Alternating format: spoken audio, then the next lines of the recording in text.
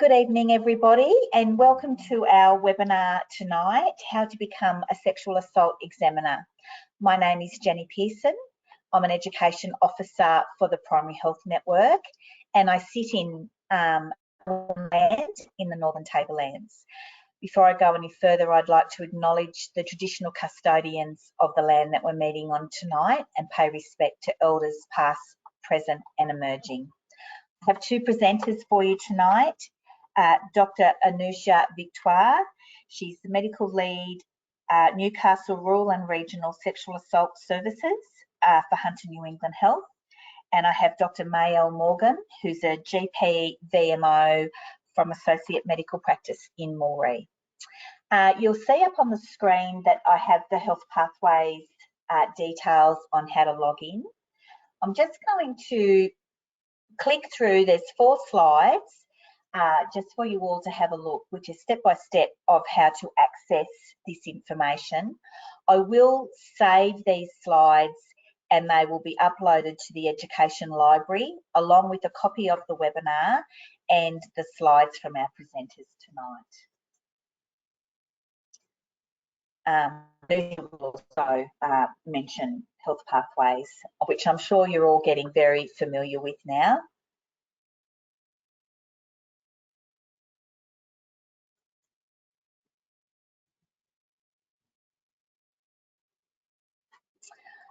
All right, I will just make you the presenter, Anusha. I'm presuming you're going first? Yes, that's right. Oh, I didn't ask you that. Thanks, everybody. Okay, well, welcome everybody and thank you for coming along tonight. I'm aware that we have multiple competing interests for your time in the evenings these days. I know I certainly get my share of webinar invites per week and we're not even wining and dining you tonight, so really grateful that you can come along and share some time with Mayel and myself. My name is Anusha Victoire. As Jenny said, I'm the medical lead for Rural and Regional Sexual Assault Services for Hunter New England Health, but also for the Newcastle Sexual Assault Service, and I'm a GP. And I'll just let Mayel introduce herself. So thanks for that, Anusha. I'm Mayel Morgan. I'm a GP in Moree. I'm also a VMO at the Moree District Hospital. So yeah. Okay, so I'll just move on. Now I know Jenny has already done an acknowledgement of country, but I just also wanted to particularly acknowledge the impacts of intergenerational trauma and the stolen generations on the rates of sexual abuse and trauma that our First Nations people have experienced in Australia, and particularly acknowledge the bravery of those survivors in moving forward after that experience. Obviously, the topic is on sexual assault and how to become a sexual assault forensic examiner, so there will be some discussion of violence in this talk. We don't have any particularly graphic images in this talk. I'm just aware some people might have family members or little people in their homes as they're watching this. The case study that Mayel is presenting will have some description of violent acts, so we do recommend listening to this with headphones on if you have other people in the room, so they don't need to hear that. Okay, but generally, so obviously the topic was about how to become a sexual assault examiner, but we more broadly wanted to give you a bit of an update about sexual assault. Just a little bit of a background, some of the definition and epidemiology of sexual assault, some sexual assault myths, the management of recent sexual assault, whether they come through general practice or an emergency department, the medical care and follow-up that's required, the acute presentation in emergency, and then also how to manage the disclosure of historical sexual assault in general practice, and a bit of a discussion about the referral pathways and some information about how to become a sexual assault forensic examiner yourself. So sexual assault is obviously something that's defined differently in different parts of the world, in different jurisdictions. It's a legal definition. In New South Wales, it's when a person is forced, coerced or tricked into sexual acts against their will, with or without their consent, or if a child or young person is exposed to sexual activities. Sexual intercourse in the New South Wales Crimes Act is defined as the penetration to any extent of the genitalia of a female person or the anus of any person. So the penetration of the genitalia in the legal definition means penetration beyond the labia majora, so a bit different to our medical definition of penetration, which usually implies sort of penetration into the actual vaginal canal. Even if there's penetration and contact with the labia or the vulva, that would count from in the legal point of view as a sexual assault. Now, the definition of sexual assault, as sexual intercourse in the Act also includes oral intercourse, penetration of a surgically constructed vagina, continuation of intercourse without consent, and intercourse with someone who's unable to provide consent, for example, someone who's intoxicated or asleep. And the other thing is that there are some upcoming changes to the legislation, particularly around consent, and there will be some specific mention of the act of stealthing, which means when someone removes a condom without consent during intercourse. Other offences that are in the Act that are related to sexual assault, there's indecent assault, which usually involves touching or sexual contact that doesn't involve penetration, sexual intercourse with a child under 16, and grooming a child under 16 for unlawful sexual activity. Now, when we think of sexual assault, thanks to the media and thanks to the way that sexual assault is reported in the media, there are a lot of myths that go around. A lot of people think that to be sexually assaulted, you have to have been walking along a dark street at night and someone's leapt out from behind a bush and dragged you into a dark alley and threatened you with a weapon. And we just know that that's not really the case. The reality is most people are sexually assaulted by someone that they know. The location of the assault is most likely to be in someone's own home or the perpetrator's home. And actually, more than half of people who are sexually assaulted don't have an injury, and the majority of the time there is no weapon used. Fear is its own weapon in a way. Just the fear of being hurt more can make people have that, that fight, flight, freeze reaction. We talk about the freezing is certainly used as a method by perpetrators in order to subdue a victim and enable them to be assaulted. So I think that the most important thing to remember about that is not only our own prejudices or preconceptions about what an assault might be, and we do see that coming out in offhand comments to patients that they would tell us people have made, like, oh, well, how much have you had to drink, or well, you consented to kissing him, or you had sex with him last week, what was different this week? These sorts of things, buy into that myth that it can't, you can't be assaulted by someone you have had consensual sex with before, and we know that that's actually not true. Consent's really specific to each occasion and to each act. But the other important thing to remember about these myths is that the victims carry them themselves. So they may have trouble reconciling the distress that they feel after being assaulted and that sense that something is wrong with the with their idea of what a sexual assault ought to be, so that they may not have the language to define what's happened to them. And that's where, particularly as healthcare professionals, as if we are the person to whom someone discloses for the first time, we can help them by validating, supporting, and providing a language to define what has happened to them. I just wanted to draw your attention to this slide again. Note that 9 out of 10 people who were assaulted didn't contact police. Half of the women in this survey sought advice or support, not necessarily from a professional only, but a third contacted a doctor or health professional about any injuries. And that was a third of the people who had physical injuries, so a very small number of the overall number assaulted. But over half of the women did feel some anxiety or fear for their personal safety in the 12 months after the incident. So lasting sequelae, but not much help seeking. Because of this limited sort of amount of reporting that goes on, we know that whatever figures we give for prevalence of sexual violence are likely to be underreporting. The New South Wales Bureau of Crime Statistics and Research data for 2021 showed a sexual offences rate for New South Wales as 179 per 100,000 people population, and for sexual assault specifically 89 per 100,000 people. We know from some of the ABS data collated nationally that we know that about 1 in 5 women and 1 in 20 men have experienced some form of sexual violence, whether that be assault or a threat of a sexual nature. 1 in 8 people overall have experienced sexual abuse in the past, and 1 in 6 people have experienced intimate partner violence, and that's 1 in 4 women and 1 in 13 men. So I guess when we think about our population of patients that we might see coming through general practice, it does remind us that a large number of our patients are likely to have had some experience of violence in their lifetime. Now, interestingly, when we look at the New South Wales data, BOXAR, that's the Bureau of Crime Statistics and Research, did note a spike in reporting in New South Wales in March 2021. That they said that was a 61% increase on their usual monthly reporting. Anecdotally, through our sexual assault services, we also noticed a big increase in reporting, not necessarily just acute sexual assaults, but also historical. And that was attributed to the media coverage of some very high-profile sexual assaults at that time. Remember, there were some protests and so on in Canberra. There were some quite high-profile politicians implicated, and there was this widespread community conversation about sexual violence and consent that was on a scale we hadn't seen before, and that certainly increased people's level of comfort in reporting. Unfortunately, that hasn't continued. We know those sexual assaults are happening out there, but it's the reporting that's the difficult thing. And I just wanted to also note, I pulled together the data from Boxer for some of the LGAs for the areas that I know some of you will be coming from tonight.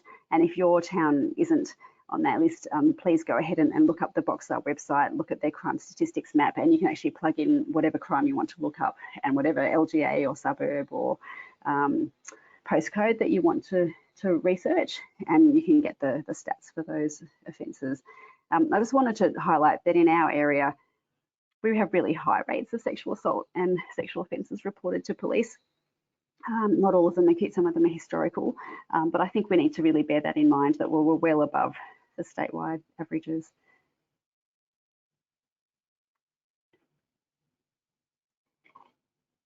So this is just some data from Hunter, New England, and I apologize to people attending tonight from the Central Coast. I don't have access to your data because I work for HNELHD. But here we've just got the crisis presentations to SAS services by site, and they're the sites that provide a forensic medical response. That's for last year. So you'll note that for Newcastle, the total crisis presentation, so this is people presenting within 14 days of a sexual assault who need an urgent medical response, and particularly the below 7 days after an assault where there's a time frame for a forensic medical examination. We tend to do a lot more of them acutely. So just wanted to note that we have had 171 presentations to John Hunter last year, 18 to Tamworth, 11 to Armidale, 4 to Moree, 3 to Inverell, and that was a site that only had that capacity until about mid-year, and they don't have any forensic examiner locally now, so that site's no longer operational, and about 21 in Taree. And just reflecting back on the figures that we know from the crime statistics, so I know the ones that are reported to the police may not all be in that acute stage, but I suspect that it's probably a higher number than what we're seeing there. Remember that on the previous page, that was a rate per 100,000 population. This is just the actual total number of presentations. So I think we're not seeing a lot of the people who are being assaulted, and there are probably people out there who we should be seeing and providing healthcare to that we're not. And so it's the people that we're not seeing that we're most concerned about at the moment. I just think it's worth us bearing in mind also as GPs, because I think the GP setting is a safe space where people may disclose a recent or a historical sexual assault. I know I've certainly had the experience of getting ready to do a routine cervical screening test, for example, and it's come up, after noticing some body language or discomfort, apprehension about an intimate examination. Sometimes it's come up just as part of a screening question about, how safe do you feel at home, as a part of a general checkup, and they might disclose something from the past, even though right now things are okay. So I think we are, and because we have that longitudinal relationship with patients, we are in a unique position where we can potentially provide support, particularly at those crunch points of the life cycle, so transitions of leaving home, perinatally, relationship breakups, depression, significant illnesses, and elder abuse. I mean, these are all the things that we can spot. So I think we really have a crucial role, and it's important that we just have it on our radar.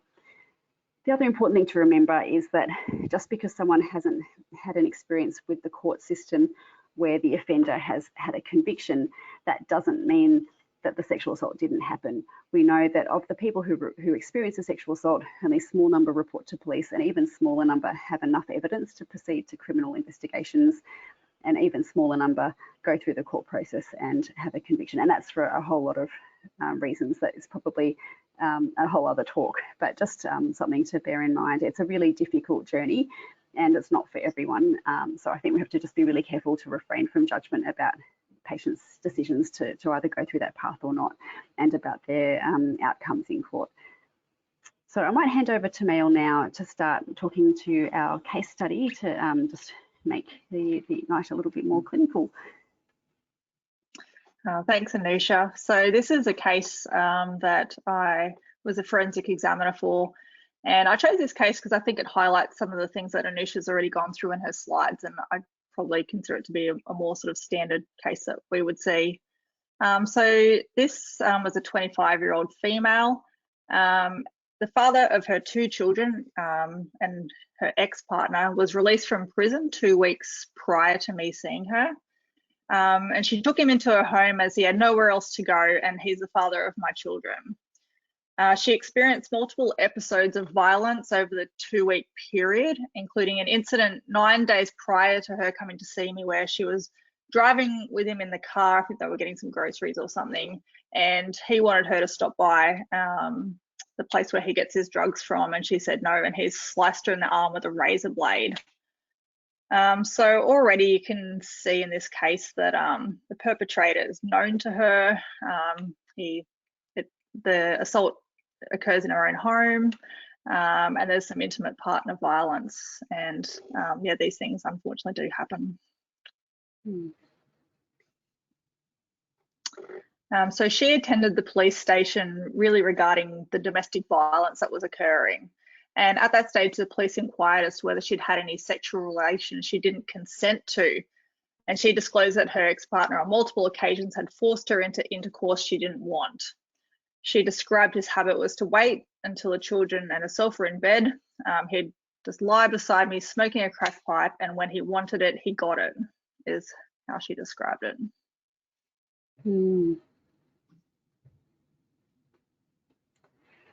Thanks, Mael. So I just thought we'd pause just there for a moment and just think about that first disclosure. So in this case scenario, it was the police that made that inquiry, but it could just as easily have been a GP if she'd come in to get her injury stitched up or for some other routine health issue, and it may come up in conversation.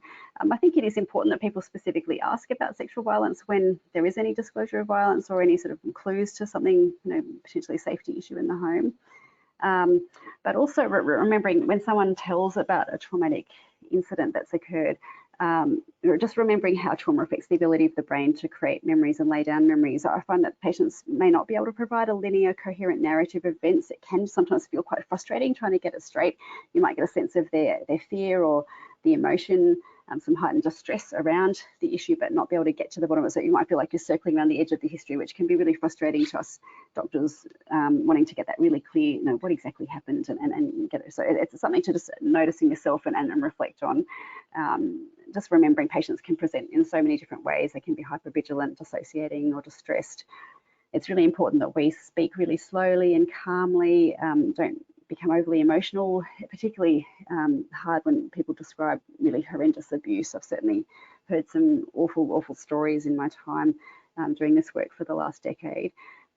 But I think we really need to make sure that the patient isn't left carrying the burden of our distress. We don't want them feeling like they have to worry about how we'll feel about hearing the story. We need to give them space to tell their story without reacting overly emotionally, and use our own peer support groups and other debrief mechanisms to decompress that later. If you're planning to refer the patient on to a sexual assault service, it looks like they're going to go down that pathway. You don't necessarily need to get a very detailed history of the sexual assault itself, just enough to gather the information for triaging and referral. We try to avoid having to get someone to retell a story in detail over and over, because that in itself can be quite triggering and distressing for a patient sort of reliving the trauma. And finally, just being mindful of the way we ask questions. It's a little bit like when you've been a junior doctor in hospital, you remember seeing the little old lady with a fall, and you'd get the story of the fall from the ambulance, and the story of the fall from what the ED person said, and then what the medical registrar said, and then what they tell the consultant on the ward the next day. And there'll always be slight differences. And you remember in sexual assault, a lot of attention, there's a lot of scrutiny paid to the way the story is told early on, particularly if it's going to go through a legal process, and the defence barristers can get really narky about, well, why they've said this to this person and then something else to this person. How does that work? And we know that memory doesn't work that way, particularly when someone's traumatised. So it's really important to keep that context in our minds. Now, I'd like to show you this video now. Jenny, are you able to switch to the video? Yes, I will. Just might take a few seconds. Sure, no problem.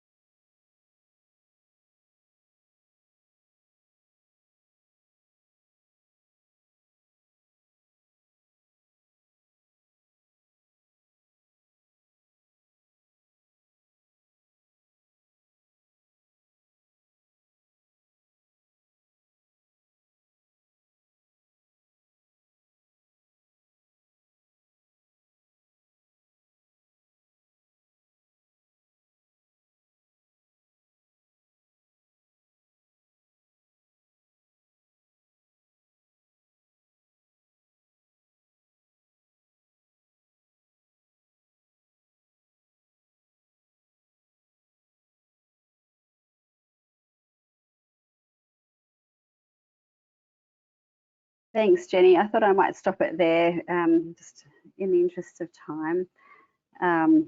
So the interesting suggestion they make, the only bit of the video that I think is really the take-home message after that, the way they've set it up, is that this was a video they've created for Scottish police officers, hence the accents. But the really important tip they give is just that rather than having a director trying to take that linear history, you see the police officer trying to, say specific things about, remember what happened next and what happened. Don't ask what happened next, just say, can you tell me what you remember about what happened? If you'd like to watch the rest of that later, it is on YouTube. I just thought, because we've got a few other things and questions that we want to leave time for, we'll just keep moving on now.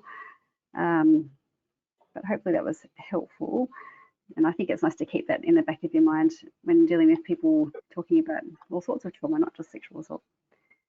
So in terms of management of sexual assault disclosure in general practice, I like to think of this framework of starting with some sort of appropriate response to the disclosure. So something, so saying things like, thank you for telling me, I'm sorry that happened to you, nobody deserves to have this happen to them. That sort of validation and support is really important, particularly in the early stages when someone's still coming to terms of what's happened to them. They might be sort of testing the water, what sort of response they get, and then sort of checking, is this really an assault? Are they taking it as assault? Okay, it probably is it, particularly if they've got a bit of self-blame or self-doubt, particularly if they've had a lot to drink and had some blackouts, or they've gone on a date and consented to some things and then things haven't gone so well, or they've used an app like Tinder or a Grindr and they're feeling guilty that they've maybe gone out to have fun or taken a few risks that they wouldn't normally take. And it's important just to put that into context, because sure, people might decide to go out drinking and do silly things. Lots of people do that every night, and I'm sure lots of young people in Australia have a lot to drink. That doesn't mean that they're deciding that they want to be sexually assaulted. And so we actually try to give that message. Yeah, sure, you had a lot to drink and maybe that maybe made you more vulnerable, but it's someone else who did the wrong thing by taking advantage of you and sexually assaulting you. And lots of people go out all the time and they don't expect to be sexually assaulted. It's not okay what happened to you and it's not your fault. I think it's really important to get those messages through early on, and we certainly see it make a huge difference in what happens later for that person if that first response has been really supportive. So we work from that position of belief in that acute response. We don't see our role as health providers to decide whether the assault did or didn't happen. It's not our place to ask questions to sort of establish in our mind that we're comfortable that it really is an assault before we proceed. If they're disclosing it as an assault, then we take it as that, and it's the police's job to investigate if they go down that path. The main things we need to do are clarify when the assault happened, in terms of timeframes, whether they're in for timeframes for a forensic response, and what happened in a sort of fairly broad sense, just the broad nature of the sexual acts, to be able to figure out if forensic sampling is appropriate and what's needed, or whether emergency contraception might be needed, for example. Discuss referring to a sexual assault service, obviously with the patient's consent. The sexual assault service can get involved fairly early on. The intake workers are very skilled in asking questions about sexual assault. They can help assess the timeframes for a forensic response and coordinate what that response might look like. Depending on where you are, whether rural or metropolitan, it can be quite different in terms of the organisation that's needed, whether transport's needed to another hospital site. And just bear in mind that even if the patient doesn't want to be referred, the SAS can still provide case consultation and advice for an anonymous patient, or support to GPs or other healthcare professionals. So even if someone sees you and they say, no, I really don't want you to refer me on, I don't want anything to do with them, but they tell you something fairly traumatic, if you want to debrief and just check that your management's okay, you can feel free to contact us. The sexual assault provides a 24/7 response, so there's always a psychosocial professional, social worker, van worker or counsellor on that line around the clock, and they coordinate contact with the medical staff as needed. Was that a question from somebody? I can hear. Nope, I'll just keep going. In terms of medical care, as a GP, I think it's also important to consider emergency contraception, particularly if there's going to be a delay to them going to hospital. I mean, if you're sending someone from Lambton to John Hunter and they're going to be there quite quickly and have the response within a couple of hours, it's probably not as essential. We provide all that on site. But if you're looking at an inter-hospital transfer or something that's going to be attended to the next day, emergency contraception is most effective when it's given early. I'll go through some slides about that a bit further on, but just think that through if that's a risk for that patient. provide any analgesia. They don't need to be in pain while they're waiting to have a forensic medical response. And most importantly, ensure the safety of the patient and any dependent children when they leave your consultation. So a really useful question to have in your question bank is, do you have any concerns about your safety when you leave here today? And where are you planning to go next? And who do you have who can support you? Obviously, if there have been any children present when there's been an assault, even if they've been in another room in the house, you are, as a mandatory reporter, obliged to notify. And if you're in a rural hospital setting, I know some of you are GPs who are VMOs at rural EDs, you can also liaise with your sexual assault service regarding the need for any early evidence collection.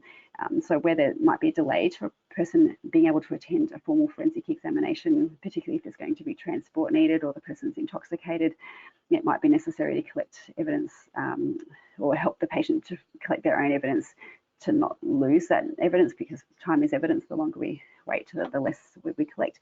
So a patient can do their own wipe of their genitals. They can do an oral rinse where they put some sterile water in their mouth, swish it around, spit it into a jar, or collect a urine sample. And hospital staff can collect a blood alcohol sample similar to what they do for the road traffic accident kits, with the forensic sample in a little tamper-proof packaging. And that can be held by the hospital in liaison with the sexual assault service, sort of helping support that process in tamper-proof packaging until the patient consents to the formal forensic later on, or a decision's made not to proceed, and that can be arranged to be destroyed. The other thing to consider is whether there's an indication for HIV prophylaxis, which I'll discuss further a bit later on, so I won't go into that too much on this slide. Some useful questions to consider. So I firstly think about that sort of broad triage for any significant physical injury. So if there's been a hit, did you get hit over your head, or did you have any blackouts or gaps in your memory around the assault? Those sorts of questions are really helpful. I usually start with a really broad open question. So like, do you have any concerns about your body? Or a contextualizing question, so giving some background to why I need to ask what I'm asking. So I can make sure your body's okay and address your health needs. Can you tell me briefly what happened to your body during the assault? And then the more direct questions, did you get hit over the head? Do you have any gaps in your memory? Do you have any bleeding from your genitals or from your vagina? For people with vaginas, do you have any tummy pain, any pain anywhere else on your body? And I specifically ask, was any pressure applied to your neck during the assault? Because strangulation is one of those things that people forget to mention, and that because they often don't realise how significant it is. So I've definitely had sexual assault patients telling me all about the sexual part of the assault, because that's the distressing part to them. The fact that the offender strangled them to the point of passing out multiple times during the assault is just a by the by. They don't even realise that that's something that they need to tell. The important thing is if the patient is planning to go to a forensic or even to a sexual assault service for a medical response, but most importantly for the forensic medical, you don't need to do a genital examination in the general practice context. Doing that can result in the loss of evidence if there is still any bodily fluids of the perpetrator on the body.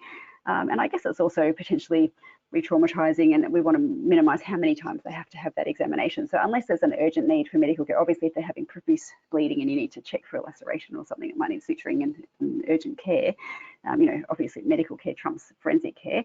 But otherwise, it's totally appropriate to just leave that for the sexual assault team to do that part of the examination, and maybe make a follow-up plan to see the patient again for their STI screening in a couple of weeks, or sooner if you think there might be some mental health concerns or safety concerns that you want to keep a closer eye on your patient. There are some very helpful sexual assault health pathways. I will mention these a few times, but we have the recent sexual assault in adults or adolescents. We have the previously undisclosed sexual assault. As Jenny mentioned earlier, there's an abuse of older people, the domestic and family violence while the child or young person at risk. So there's a few really useful ones there. There's also a referral page with some of the numbers for referrals, but remember also your hospital switchboards can usually put you through to the appropriate person if you just know which site is your referral site. But I think this is a really good aid memoir, and I believe Central Coast has some of these as well. Sorry, apologies those of you on the Central Coast, I'm not as familiar with your health pathways down there.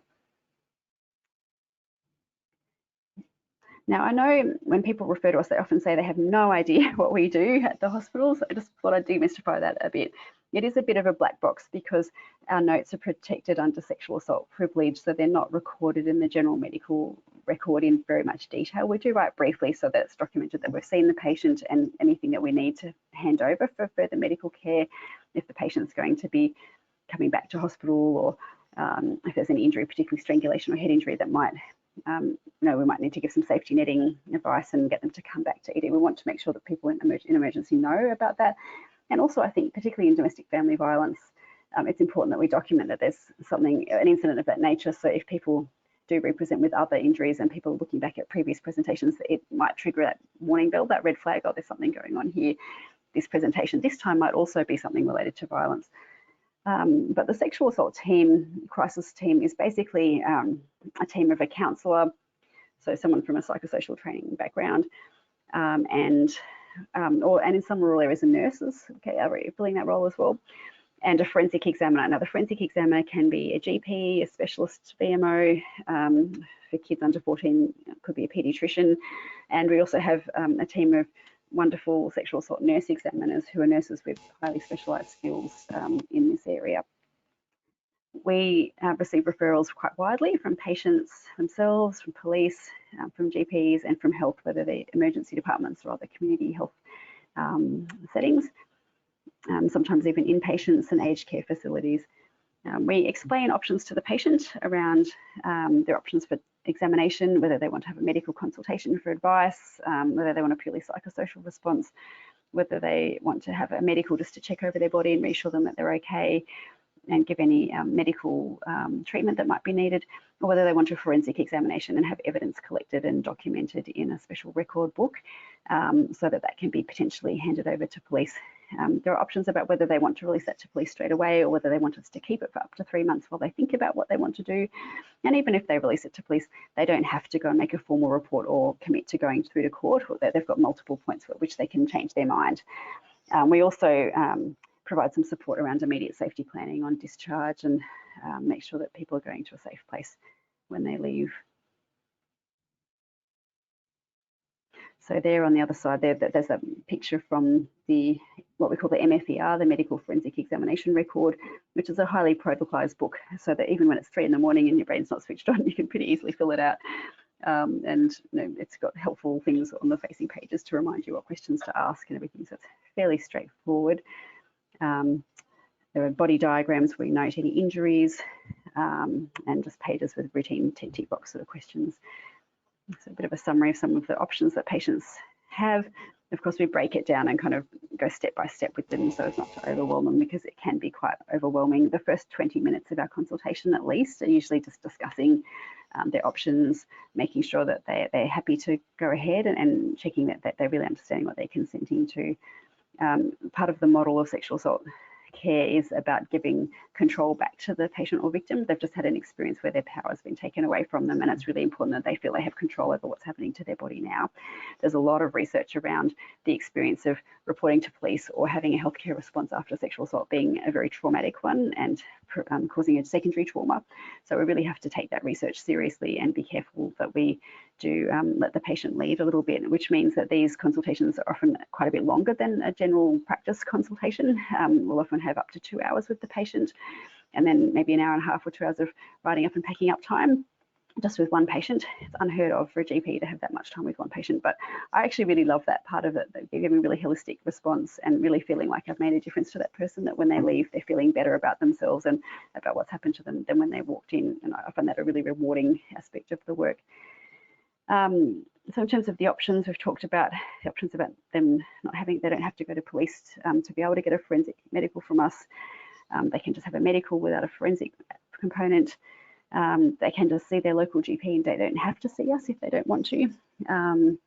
And they also have options about making a police report anonymously. There's a website, it's called SARO, I think, and I always forget what that means. But they can basically log incidents so the patient can provide intelligence, I guess, if they're concerned about, oh, I don't want this to happen to someone else, but I don't feel like I want anyone to know what happened to me. We find particularly some of the men who have sex with men who've been uncomfortable about disclosing where they've been, particularly if it's been an assault in a beat or something like that, they might feel more comfortable with that. And people might change their mind over time and initially do one thing and then decide to do something different. So our team response basically includes that discussion of consent and making someone feel comfortable, containing some of the immediate distress, particularly the counsellors are really skilled at that, the forensic documentation and collection of evidence, photography of injuries as an aide-memoire for the to help us if we have to write a report later, or for those wanting to seek some review or advice from another person, like the medical lead or other team members from sexual assault, and also there's the potential that they might be used to supplement an expert opinion report to police. We, at the time of the consultation, will also provide acute medical care like emergency contraception, HIV prophylaxis, analgesia. Occasionally we see someone who has another issue like an STI or a PID, particularly if it's been a delayed presentation, so we may need to treat that NED. Some immediate counselling and a plan for psychosocial follow-up. We offer drug testing for drug-facilitated sexual assaults, which can be sent away. So it's not just your standard urine drug screen that most EDs provide with the 4 classes of drugs with a quantitative result. This is a more extensive testing process, and that costs money, and it's that done through the drug toxicology unit of FAS, the Forensic Analytical Sciences Services. Costs our service about $80 to $100 for each one, but sometimes can be helpful for patients who are not sure what's happened to them, and they feel like if something is detected, it might help them feel more confident about going to police. Doesn't really help to rule out having a drink spiking, for example, because a lot of drugs are metabolized too quickly to come up in these tests, but we do give them counselling about that and consider the option. We consider mandatory reporting obligations. Happily, it's usually the psychosocial staff that do that bit.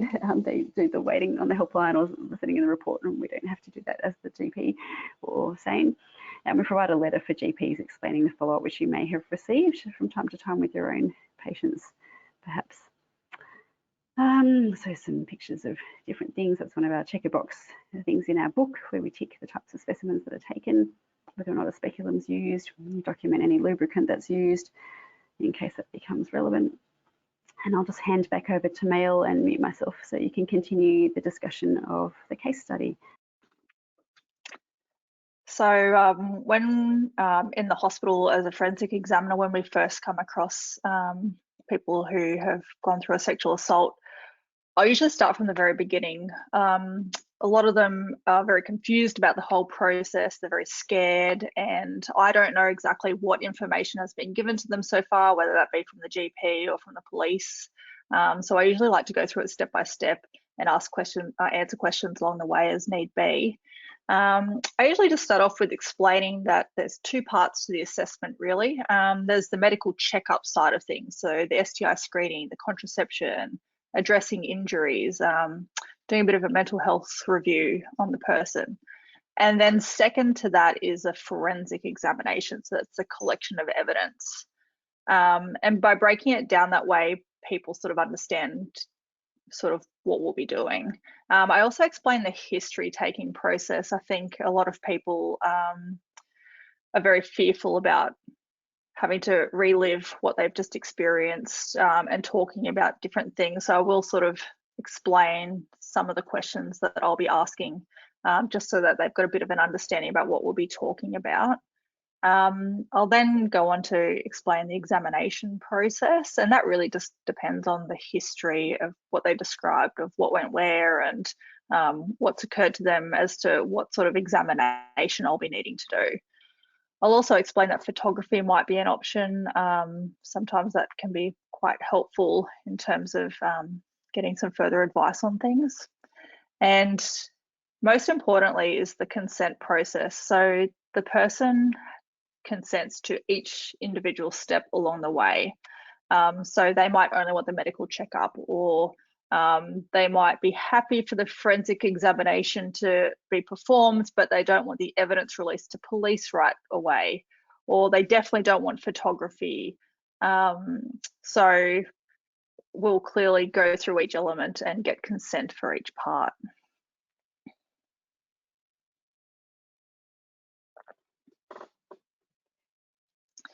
So in my case, she consented to take a forensic history of the assault, a top-to-toe physical examination to document the injuries, the collection of the forensic specimens, and photography if required.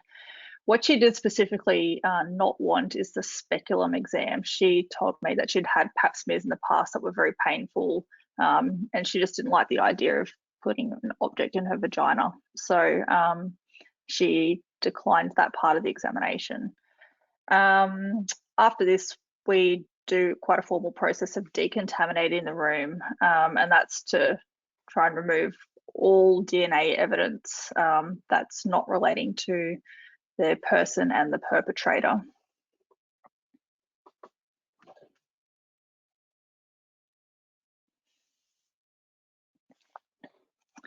So she described to me that the most recent sexual assault had occurred 4 days prior in her own home. She said she'd gone to bed at about 11 o'clock at night and her ex-partner climbed into bed sometime between 12 and 2. She was sleeping on her side and he initiated penile vaginal intercourse from behind. She woke up and tried to move away and he's grabbed her by the legs and forced himself up between her legs on his knees. She described the intercourse as rough and painful. She tried to move backwards, but her head was against the bed rails and she didn't have anywhere to go. He also threatened her. He said, "If you try and move away, I'll make it rougher." She said that he didn't use a condom. He ejaculated in her vagina. She denied any other injury and she didn't recall any pressure applied to her neck. Specifically, I was asking about strangulation as part of the assault. In addition to this, she did describe that she'd been forced into vaginal and oral intercourse 2 or 3 times in the preceding 2 weeks. The other thing she mentioned was, "I didn't know it was illegal for him to do this. I thought he could since he's the father of my children." So there's multiple elements at this point that are quite disturbing. I think it's not uncommon for people to not realise that they're victims of sexual assaults. And in some cultures as well, I think people don't realise that that their partners can't just do whatever they want to them. The other thing that was important as part of this process is just getting what happened, the times, the timeframes, the dates, because that's important in terms of what forensic evidence you can collect. So, for example, collecting semen in the vagina, you can't do after a 5-day period. So it's really important to get dates and times as best as you can. So there was no other significant medical history. She did describe a history of domestic violence in previous relationships. She was a mother of 2 children, aged 7 months and 4 years. She was a non-drinker and denied any drug use. She just had her contraceptive injection given 4 weeks prior to the assault. She'd been receiving that for the last 12 months, and she said that she was amenorrheic on this injection.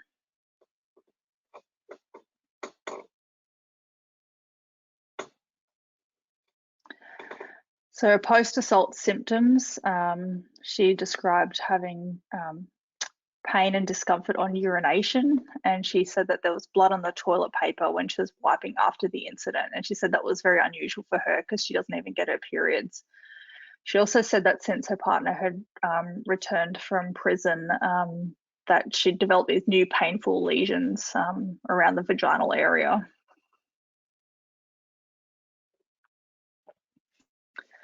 So her physical examination findings, really from a top to toe perspective, she had a partially healed 3 centimetre linear incised wound on her left outer forearm, and that appeared to be consistent with her driving her car and he's attacked her from the passenger seat.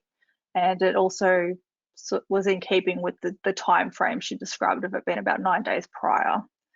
She had multiple ulcers on the labia majora, approximately 1 centimetre in diameter.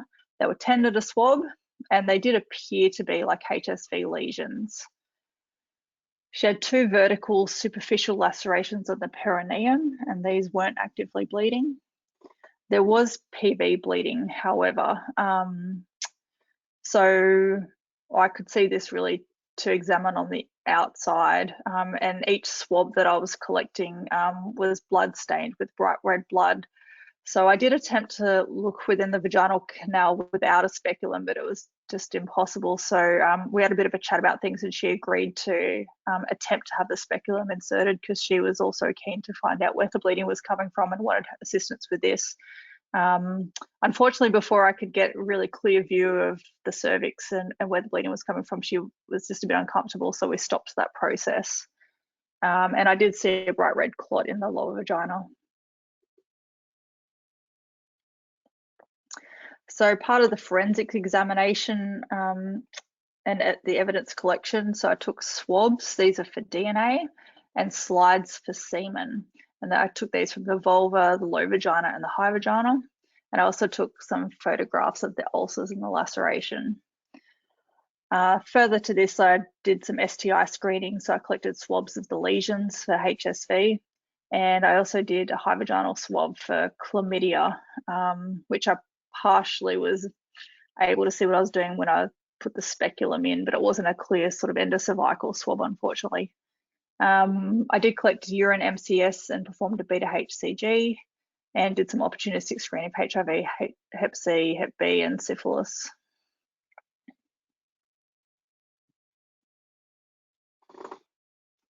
Thanks, Mael.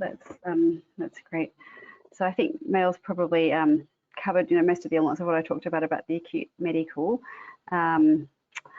So I guess that the main elements there summarised on this slide are that thinking about any risk of pregnancy, if someone needs emergency contraception, what contraception they use usually. Is it a scenario where they're at risk of HIV? I'll go into these a little bit more detail on some other slides. Considering STIs testing, mental health needs, assessment of other physical injuries that may need medical attention when documenting them, domestic violence risk assessment and safety plan, and some follow-up, including a 2-week STI screen, which is generally done with a GP or family planning clinic, and sometimes sexual health, depending what their population background is. So just a bit of a refresher on emergency contraception. Hopefully you're all aware of our options in Australia. Just, I guess, a quick reminder that our sexual assault population, while the risk of pregnancy might seem relatively low at 6 to 7%, it's higher if it's an intimate partner. I think intimate partners sometimes use reproductive coercion as part of the pattern of domestic violence, so they might be more aware of high-risk times and use a pregnancy as a means to keep someone in a relationship that they don't want to be in. There's a low use of regular contraception in age group that has the highest reported rate of sexual assault. So those 15 to 19-year-olds are more likely to be assaulted, but they're less likely to be on regular contraception. Obviously, the most effective contraceptive in an emergency setting is a copper IUD, which is effective up until the point of implantation, but it's relatively hard to access, costs money, takes time to plan and get someone who can do it. I don't know many GPs that can spare the time to have someone just walk in on the day and do it. Even places like family planning struggle to be able to provide that in a timely fashion. Some of the hospital gynae services can do it sometimes, and we've had some success, particularly in like 13, 14-year-old patients who've been particularly worried about the implications of an unwanted pregnancy after an assault, going to theatre and having that done with the cooperation of our gynecology colleagues. But the most accessible form of contraception is probably the hormonal contraceptives. So we have the options of levonorgestrel and ulipristal acetate, both available over the counter from your local chemist. Ulipristal acetate is a bit more expensive than levonorgestrel, but it might be worth knowing which local chemist around you has access to it. Not as many chemists stock ulipristal just because it's a bit newer and a bit more expensive, but it is actually twice as effective as levonorgestrel in preventing pregnancy, so it really should be our first line. There's a little bit more thought needed in prescribing it. You can't use another hormonal method of contraception up to 5 days after you taking it, and you're not supposed to have had hormonal contraception 7 days before, so it can be a little bit tricky remembering some of those things, but there's a lot of information available about it online, family planning, and in the usual therapeutic guidelines and so on, and health pathways page, another health pathways page, emergency contraception. Ulipristal acetate is effective up to 5 days post unprotected intercourse, and levonorgestrel up to 3 days, although we did used to use it off-label up to 5 days before we had access to ulipristal. That still might be relevant for someone who can't have ulipristal, has a contraindication to it. Remember, the ulipristal acetate, I think, is a little bit more sensitive to the liver enzyme inducing medications. So there may be some scenarios where it's not as likely to be effective. It works by blocking the hormone receptor. It doesn't contain hormone itself, and that's why it interacts with other hormonal contraceptives. And importantly, if someone's had levonorgestrel already that cycle, it's probably better not to have ulipristal. and cancel each other out. Bearing in mind, levonorgestrel is no longer effective once the LH surge starts prior to ovulation, whereas ulipristal acetate will continue to be effective right up until the point of ovulation. So that's probably a better choice around mid-cycle anyway, if someone's about to ovulate. And because it can be a little bit hard to tell when someone's about to ovulate, I often will just give it anyway, even if it sounds like they may have ovulated a day or two ago, because I think it's not likely to cause any harm, very few harms from these, and it may prevent a pregnancy. So I think it's a bit of a no-brainer, particularly if you're not very confident about their menstrual history, although these days a lot of young people seem to have an app that tells them when they last menstruated, so I think it's actually getting easier and easier to take the menstrual history. Regardless of what method of contraception, I'd always advise a pregnancy test in 3 to 4 weeks if they're not on regular contraception, particularly not a long-acting contraceptive, because I'm always skeptical about people's pill taking, probably because I wasn't that great at taking it myself. So I think when people say they take it religiously every day, I go, really, that's amazing, that's so good. So advising a pregnancy test and just letting them know that, particularly if it's the second half of their cycle, you might give them the hormonal emergency contraceptive, but it's unlikely to work. So it's really important they know that if they have a missed period or any signs of pregnancy, that they really seek medical attention urgently and don't delay. Now, HIV prophylaxis is really only needed in a very narrow range of scenarios in sexual assault. Most of the sexual assaults we see in our area are perpetrated on women by heterosexual Caucasian Australian men. The risk of acquiring HIV in the Australian population in that context is less than 1 in a million. So you're more likely to be struck by lightning than to acquire HIV from one episode of intercourse with a heterosexual male. So we spend a lot of time reassuring people that they don't need HIV PEP, and that's probably the most likely scenario that you will come across. However, there are some scenarios where it is really important. So just remember the basics of HIV PEP. It's useful when an assault has occurred within the previous 72 hours.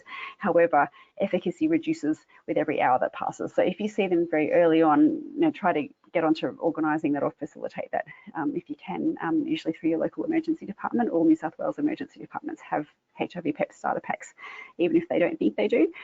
And if they meet the following criteria, so if it's an anal assault by an assailant who has sex with men, you might consider it. If it's a vaginal assault by a man who has sex with men, particularly if the person's very anxious about it, an assault by someone from a high HIV prevalence country, and those are defined as countries where the prevalence of HIV is greater than 1%.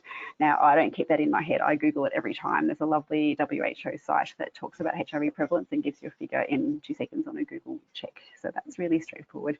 And also, if an assailant is known to have HIV and we don't know their viral load, or they have a detectable viral load, if a person has HIV and their viral load is undetectable, they don't need to be, their partner doesn't need, or the person who has been exposed to them doesn't need HIV PEP. Now, you may wonder, when in a sexual assault is someone going to know the viral load status of the assailant? Occasionally in a DV context with MSM partners where one's seroconverted and one hasn't, it does come up. So it's there as an option. So basically the risk is based on the risk from the exposure, the actual act, and then the prevalence in the population of the source.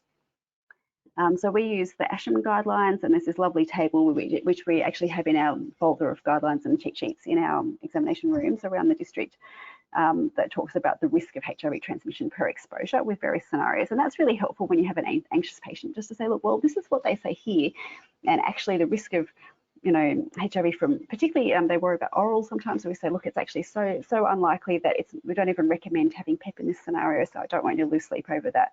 And that can be really reassuring. Sometimes people are too distressed at the time to have that conversation, so we do sometimes just initiate the PEP just to help with settling that distress, and then refer to sexual health and let them have a further conversation about whether it's needed. Of course, we're never going to deny PEP to someone who's really anxious about it. Sometimes people know things that they don't want to disclose to us about the assailant, so and it's relatively low risk these days and relatively accessible, particularly now that a lot of people are taking PrEP, pre-exposure prophylaxis. The cost of it's come down, so it's not the issue it used to be. They will need follow-up if they have that, either through a private S100 prescriber or a sexual health clinic. They can get the free month worth of PEP through a sexual health clinic. However, the cost of PrEP drugs is now becoming so cheap, you probably could do a private script as well if you just check with your pharmacy what they're going to charge for it. I know I have heard of some patients being charged over $1,000, and that's not okay. They should be able to get it for free, and we can help facilitate that if you can't get to a sexual health clinic. But these days, since COVID, the accessibility of sexual health clinics is even greater because of the possibility of phone consults. If they have had HIV PEP, they will need follow-up for a bloodborne virus screen at the 4 to 6 week mark, and again at the 12-week mark, just for that last tick that they're okay, as well as that usual 2-week STI screen that we recommend to everyone post-sexual assault. Strangulation, I just always give a couple of slides to you, just because it's so common in our population of patients, unfortunately. It seems to be increasing in frequency, and there is research around that, and that is related to the increased exposure to violent graphic pornography, particularly in young people, where it's becoming the dominant form of exposure to sexual material as adolescents age.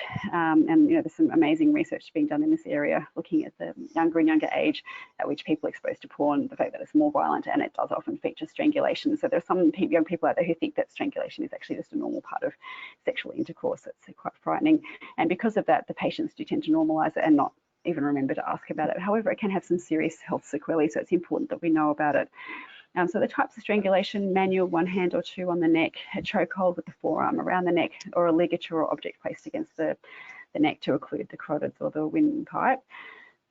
Strangulation involves occlusion of airflow or blood flow because of that external compression of vital structures in the neck, as opposed to a choking. Even though patients might use choking to mean strangulation, when we medically say choking, it's something internally obstructing. So, the child that swallows the 10-cent piece. I'll skip that video now, but it's just of a sports science show in the States where this guy does a silly, being strangled by some martial arts fighting guy, and sort of recreates what happens, so you can actually see the sequence of events. So they lose that control over their gross motor control, so there's a little bit of jerky movement that can look a bit seizure-like, loss of consciousness at about the 6 to 7 seconds mark, which has been replicated in some research of dubious ethical significance from the early 40s, where some inmates of an asylum and volunteers consented to volunteer these psychiatric inmates and prisoners volunteered to be strangled over and over again while medical researchers watched what happened. So it's a bit disturbing to read, but they didn't strangle them to the point of death. The data there about the time to death comes from research looking at situations where people have sort of strangled themselves in a suicidal or autoerotic context, and they've filmed it, and so forensic people have sort of analysed that to learn about that scenario, because obviously it's not something that we can do ethically these days to other people. So the bottom line, strangulation is underreported by sexual assault patients. They might not realise that it's significant. We need to be alert to some of the signs and symptoms. The things we worry about, that really small prevalence of carotid dissection, and that has been reported in the literature. So it certainly is a risk factor for stroke in a young person who has no other obvious risk factor for it. Certainly asking about strangulation is important. It's a risk factor for anoxic brain injury, particularly in that domestic family violence context where there's been repeated strangulations over a long period of time.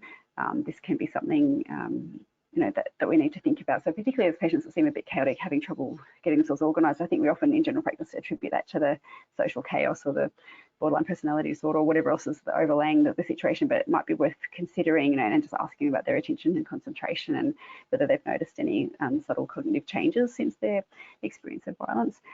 The other thing to realise is you don't necessarily have to have bruising. While we have bruising and petechiae and all these things on that diagram as signs of strangulation, you can also have really seriously injured people with no external sign of injury. And I've actually seen pictures of homicide victims who've been strangled to the point of dying with no external sign of injury, but when they've dissected down under the skin and the internal layers, you can see the bruising deeper.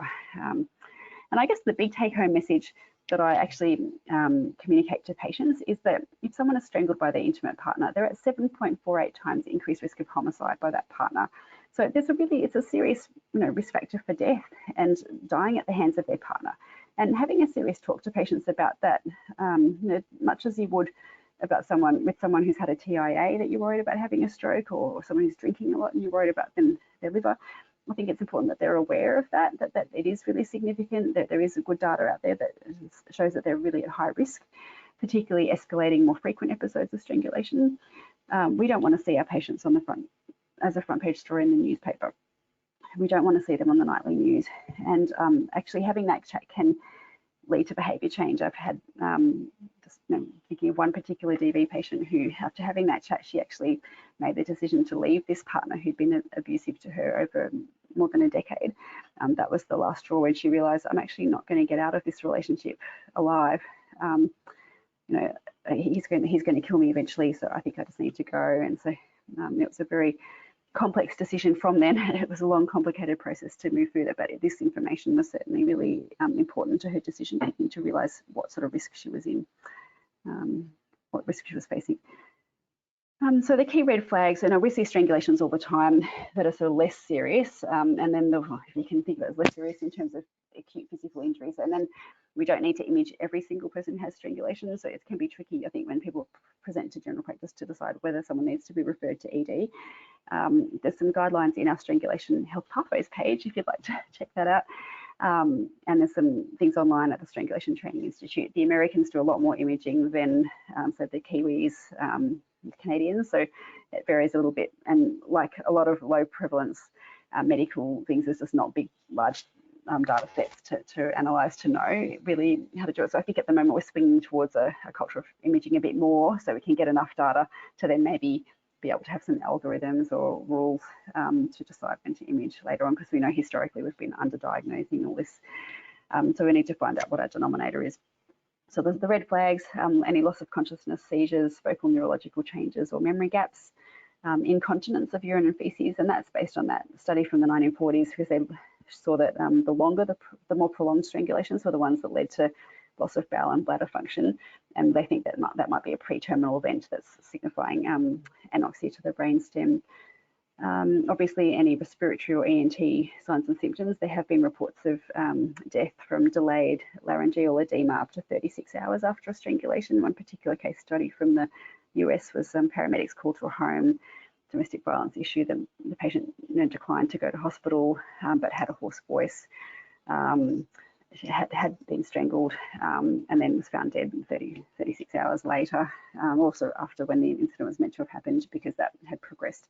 So now part of the safety netting is certainly to let patients know that if they have any increasing difficulty breathing, swallowing, any more significant swelling of the neck, to go to hospital. Soft tissue swelling of the neck can be a bit hard to spot, particularly if you haven't met them before. Sometimes it's hard to tell if someone has a fat neck or what their neck normally looks like. So sometimes getting them to get their phone out and show us a picture from a few weeks ago when you're well, that shows their neck, just to be able to compare, can be really helpful, or a follow-up examination in another week or two. The highest risk time for carotid dissection or a stroke is in the first couple of weeks after the event. So if they're coming and telling you about something that happened several months ago, it's probably less likely that they need imaging now, unless they have some ongoing neurological deficits. Certainly if they present very acutely within the first 72 hours or so, we would encourage to consider imaging, particularly if they have some of those risk factors, visible ligature marks, bruising, carotid tenderness, particularly bruising over the carotid, petechiae above the level of the occlusion or conjunctival hemorrhages. All these imply that there's been enough pressure to cause damage to the small blood vessels, so it could lead to more injury. So I won't bang on about this too much. It's all in the health pathways page, but just some of the options for imaging. Basically CT carotid angiogram and CT head and neck becoming the mainstay of imaging. Carotid Doppler ultrasounds, I know sometimes people ask about them because they're more accessible and cheaper in general practice. Unfortunately, they're just not sensitive enough for the upper third of the neck where most of the dissections happen. So your sonographers are not going to be able to rule out the dissection, sadly. And the other option is just that period of observation, keeping them in ED, which sometimes can be helpful socially as well to monitor, particularly if they're presented straight after the incident. There might not be any bruising visible yet, or swelling might take some time to appear, so having had a bit of time can be reassuring. So Mael, I'll just hand back over to you to talk a little bit more about your patient. There's just a couple of questions that have come in, Anush, if you want to have a quick look at them. I don't know if you want to maybe have a bit of a discuss about those at the end. So basically for this girl, after I'd done the examination, I provided treatment for presumed HSV. I thought it was just safer to do so. She didn't require emergency contraception. The urinary beta HCG was negative, and she was really covered by her injection, which was good. Simple analgesia for the vaginal discomfort. She had we arranged some psychosocial follow-up and assistance with the victims of crime application forms with the SAS counselling service. That's something that SAS counsellor usually initiates before the patient's discharged. She was also discharged home with the first session pack. So that's another sort of information pack that they've got with bits and pieces of information. It is sort of discussed with them before they leave, but again, sometimes when patients come in acutely, they're sort of not retaining too much information anyway. So we sort of try and limit how much information we give them and send them home with packs, as well as sort of contact them at later dates to have those discussions. But within those, there's some information about the court process and where they can get some help and medical follow-up. We did mandatory reporting obligations regarding the children, which obviously the parents don't really have a choice towards, but they were happy to go through with that. And just arrange for follow-up with the GP for collection of her results and ongoing STI screening. So I saw this girl 2 weeks later to go through this information with her, and her swabs did come back HSV positive, and she was also chlamydia positive. So we had a discussion about her treatment options, and she opted for the azithromycin just as a single dose. And then I've arranged some follow-up for her to do a test of cure screen. I think about 6 weeks time. Sorry, did I move that along too fast for you, Mail? Was that right? No. Okay, thank you. All right. So I just had a look at some of those questions. Thanks for the question about the correctional facility. So Amanda's asked, with regard to asking about DV or sexual violence in a correctional centre, how do we get enough information without making the patient retell the story? We have to send the patients to the local hospital to be assessed. Yeah, that's a really good question, because you think, well, how can I go into this without making them tell the whole story? A good way to triage is just to say, I just need to know a little bit about what happened, enough to be able to guide what the best step is next to look after you. Can you tell me when it happened? Can you tell me just really briefly what went where? So what body parts of the other person touched your body and where? And then you can probably leave it at that. And if you're feeling a bit uncomfortable, uncertain, or if it's a situation, I think sometimes, particularly if there's a really distinct power imbalance, so really young female victim, and you're conscious that you might seem imposing or intimidating, or there's a different power dynamic, it might be appropriate to say, look, let's get the sexual assault counsellor on the line, and you can actually get the sexual assault counsellor to ask those questions directly to the patient, and that they're really skilled and used to doing that. So I think you can sort of assess the scenario. Some patients want to tell you the story, and they're finding your presence comforting, and they are happy to tell a bit of the story. But you can tell them, look, you're probably going to have to tell the story in more detail at the hospital, but I just need to check enough detail to see what we need to do now, and whether this is something that we need to send you to the hospital urgently for, or whether we can organise an appointment for you to see a doctor in the next couple of days, or so there's just or whether that's something we can organise testing in-house if it's from a while ago. But certainly the SAS counsellors are really experienced with doing that initial triage and intake, so they've actually got a fairly standardised form and a way of going through that, so feel free to draw on their expertise. Now, this other question is a really good one. If you presented for the examination and realised that the patient was someone you know, is there an option for the patient to see someone else in a timely manner? Now, that depends a lot on where you're working. Obviously, the more rural and remote you go, the less options there are that don't involve travel somewhere else. But certainly in the bigger sites, yes, that is a possibility.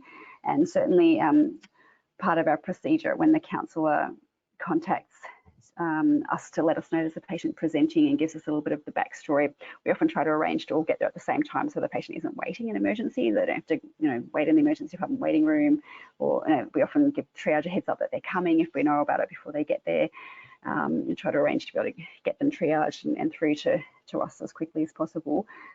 Usually at that point where we've got the phone call, we get their name and age, and that gives us an idea of whether it's someone we know. Obviously, if it's someone you know intimately within your family or your social network where it's not appropriate to see them, then other arrangements would need to be made. If it's someone you've just seen once as a patient somewhere in a kind of less close setting, then it might still be appropriate for you to go ahead and do the medical. The main thing is, if you're doing a forensic examination, you have to remember that at some point this may go to court. You might need to give some evidence in court, and you need to give evidence to the court as an impartial, independent witness. You're not a witness for the patient or for the defence. You're really there to help the court, to educate the court about the injuries that were seen, what they might mean.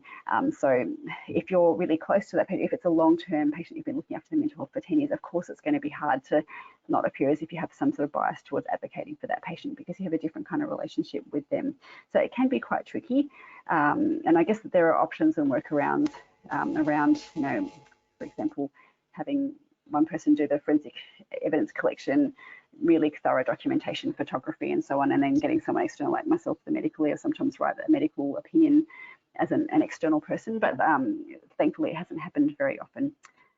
And yes, other question, the counsellors are definitely available 24/7, and the forensic examiners are meant to be 24/7 as well, but we are a little bit challenged since COVID in covering all areas of the LHD, hence this presentation tonight, hoping to interest some of you people in potentially coming on board and joining this amazing team. We're really lucky to have 24 forensic examiners across Hunter, New England, but we're a really big district. We have a mixture of doctors and nurses from a wide variety of backgrounds, but it's a really collegiate, supportive group. And I'll talk a bit more about how we keep ourselves up to date and support each other in a moment. But I just wanted to touch on historical sexual assault disclosure. A little bit more straightforward in that they're usually outside the timeframes for forensic evidence collection. We still start with that support, validation and belief that I talked about earlier. Consider whether there's a need for STI screening, particularly if they've had childhood sexual abuse. It might not have been considered earlier, and it can give them a lot of reassurance. And occasionally we have sadly had cases where there's been a chlamydia or gonorrhea from something that was obviously contact several months ago. So you know, really worrying, because you wouldn't think it would still be there, but you know, the potential for it to have impacts on fertility and so on if not treated. Obviously referral for counselling. Now the SAS can give some advice, and it varies. I can't even say that it's consistent around the district because it really depends on the local wait lists. I know in Newcastle they can't give counselling for historical victims of sexual assault. They do run some group programs, and they do facilitate some suggestions of referrals to private counsellors who may be appropriate, particularly working from a trauma-informed background. And they can help patients with understanding the victims of crime process to get and applications and paperwork to try and get support for covering the costs of counselling. I think they get a certain number of sessions, 20 sessions or something, and then they can get more if need be, and they can be eligible for compensation payments, depending on if they've made a report to police and various other things, but they can certainly help them through that process. Some victims really struggle with this. It can be really triggering and really quite a tricky process even getting to that point. So, you know, that can take a bit of support and a bit of time to get to that.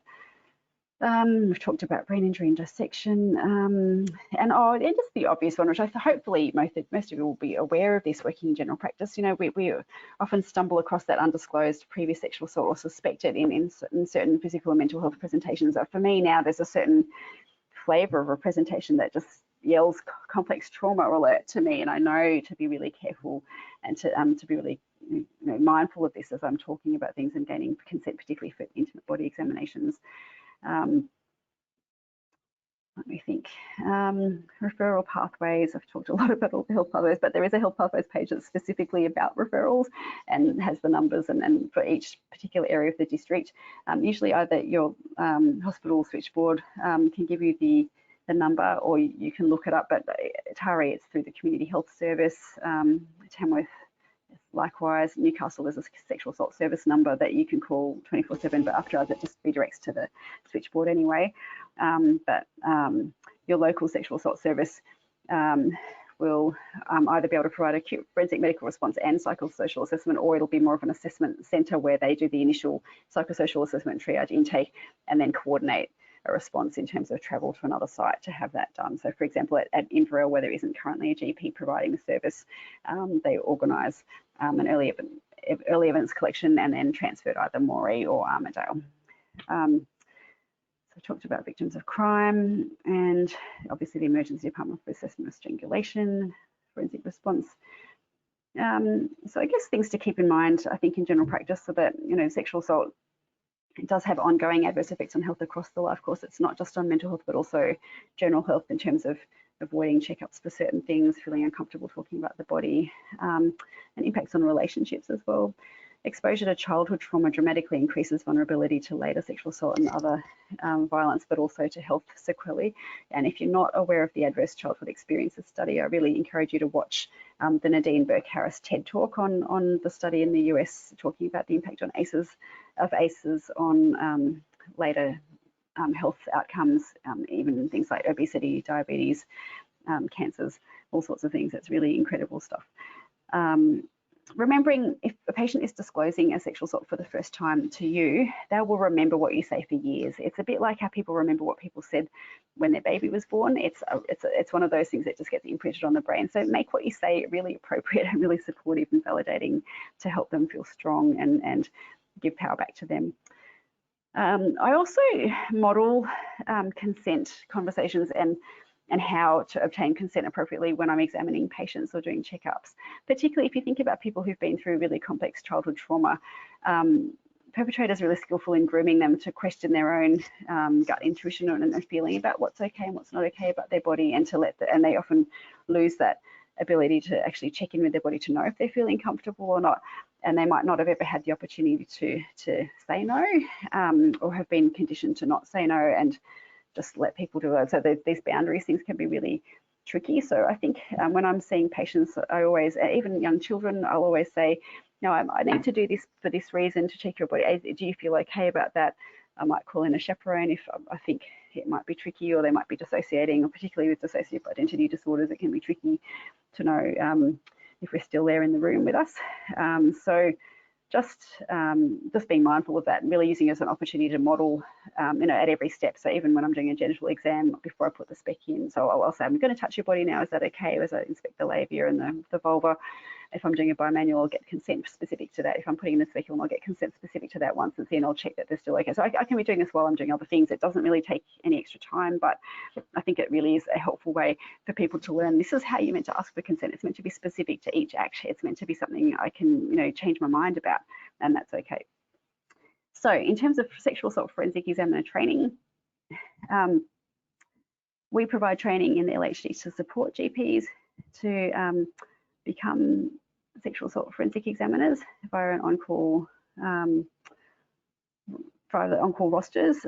Some of those are paid on-call rosters, particularly in busy sites like Newcastle. In the less busy sites, it may not be paid on-call, but you get the rural payment determination. There's a specific award about that payment determination. So that's a specific lump sum. The training provided within the LHD usually involves so we advise people go and do some basic webinars through the Education Centre Against Violence, which are free, and they're about 4 1.5 hour long webinars.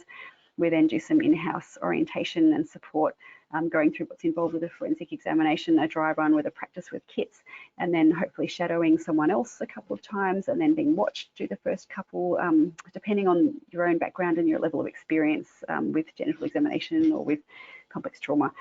All those things vary a little bit what the routine is, and then some follow-up, and particularly for the first few cases, review of your cases and a chance to debrief and discuss. And we actually provide that ongoing for people, particularly if it's been a complex or difficult case. We're always happy to set up a Teams meeting, go through a case together and have a bit of a debrief. We also have a quarterly meeting with either the local team or the district team, so it adds up to about 4 catch-ups a year. One of them we try to do in person as an update day in Newcastle at Noah's on the beach, the whales out the window, and some great guest speakers also offered over Zoom. We provide support with preparing expert certificates and attending court. So we help with people to get their own template up and running. I review all the expert certificates before they're released to police and make sure that they meet benchmarks in terms of appropriate opinion. And we also do a prep and a debrief after court, just to help people feel more comfortable, because people are usually scared about that and they don't need to be. Other options for more formal training, the Education Centre Against Violence, the basic training I mentioned, but they also have a graduate certificate course, which is an excellent starting point for this work. It goes over a year. It is a little bit resource intensive in terms of time for you to study. It's mostly done online. There's a couple of face-to-face updates in Sydney, two visits in the year. And that course is actually a prerequisite for nurses wanting to do this work. And I see there's a question about, can enrolled nurses be examiners? Unfortunately, no, at the moment it's for registered nurses only, and the grading is usually minimum CNS 2, clinical nurse specialist 2, and we're just trying to get a CNC role up and running in our area. Other courses, further training, so there's a Master of Forensic Medicine course through Monash or the Victorian Institute of Forensic Medicine, so one of our examiners has come through that pathway. And there are some ongoing bodies, for, professional bodies for ongoing sort of education and conferences and so on. So I'm a member of FAMSACA, Forensic and Medical Sexual Assault Clinicians of Australia, and MedSAC. I'm an associate member. That's the New Zealand one. You can only be a full member if you're actually working in New Zealand. And then obviously other things that are helpful background, things like having done some family planning or sexual health type courses, or any forensic legal medicine type courses in doing examinations. The other credentialing to be able to work as SANES is that they have to have been observed doing 3 cases generally to become a fully qualified SANE, and we usually do that by having people shadow people, and if they're in a rural area where it's harder to get the caseload, often the LHD will pay for them to come to Newcastle and have a long weekend or a few days in Newcastle shadowing our SANEs and myself in our after hours team, and hopefully get some cases. Of course, unfortunately, sometimes they come all the way down here and we don't have a case over that weekend. I can't make the sexual assaults happen for the purposes of training, but we do our best, and then we go through some competencies around different elements like taking history, contraception decisions, injury interpretation, unpacking the kits, decontamination. It's a little bit like aseptic technique, just knowing how not to contaminate things and then follow a protocol, but it's all fairly protocolized and straightforward. For me, the interesting thing is the types of presentations that come in and the different people and what they talk about, but I'll just let Mel take over and talk about her experience because she's one of our newer forensic examiners. Yep, so I came through the course relatively quite recently. Basically, there wasn't really a lot to it. I did the 4 1.5-hour webinars through ECAV, and then I went down for a training day in Newcastle, and then I shadowed Anusha for a couple of days, and that was really all I needed to get started. I think that's the benefit of GPs getting involved in this, is we really already have the skills to do it, you know, speculum exams and how to form swabs and you know, you know your anatomy, and then we've also got the skills to follow up these people. So I think that's the benefit of GPs. I have noticed there's a couple of questions over there about whether ENs, Anusha, or RNs can also do the training. So why did I want to train as a forensic examiner? Really, first and foremost, it was to improve access for forensic examinations. So I work in the local emergency department, and I couldn't tell you the number of times where I heard of a victim had presented wanting an assessment and there was no one available to do it, and they'd have to travel down to Tamworth to have that assessment, which is an 8-hour return trip. And it's really horrible hearing that and knowing that probably quite a few of those people didn't go through with it simply because they didn't have the access to an examiner there and then. So also is to utilize my skills in women's health. That is an interest of mine, and I'm able to implant IUDs and go through the whole contraception discussions, and also do terminations of pregnancies. And so I felt this sort of just built on those skills that I already had. And what I got out of it was probably a lot more. Like I would say it's definitely rewarding. It's nice to know that you're helping out people within your community, and I was saving people the travel of having to go to a distant location for this.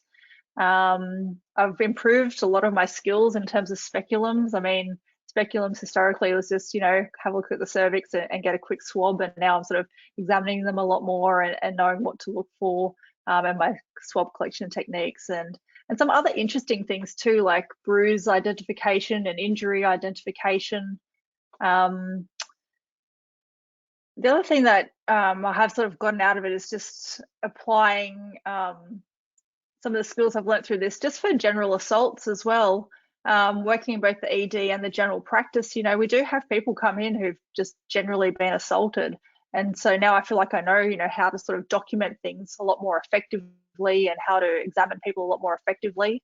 So you can definitely sort of extrapolate what you learn within the sexual assault training to just general assaults as well. And yeah, I've just found it very interesting, I guess, learning sort of the whole legal process behind what goes on in these cases. Thanks, Mel. That's really interesting.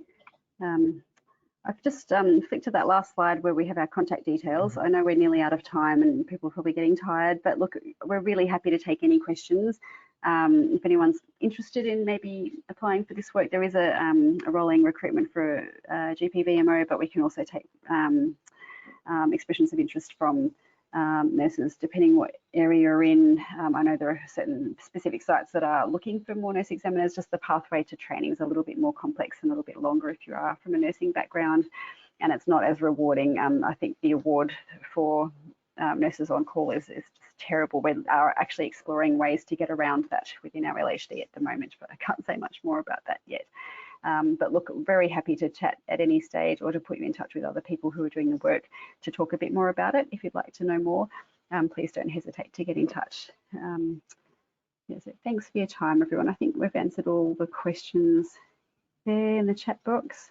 I think there's one more there about the complex trauma patterns. I've answered that in the text box while you were adding. Yeah, just that's a little bit of a interesting one, but certainly get a sense of it the more you do. I think some of those patients that a little bit more complicated lives, where they seem to be lots of things going on at once,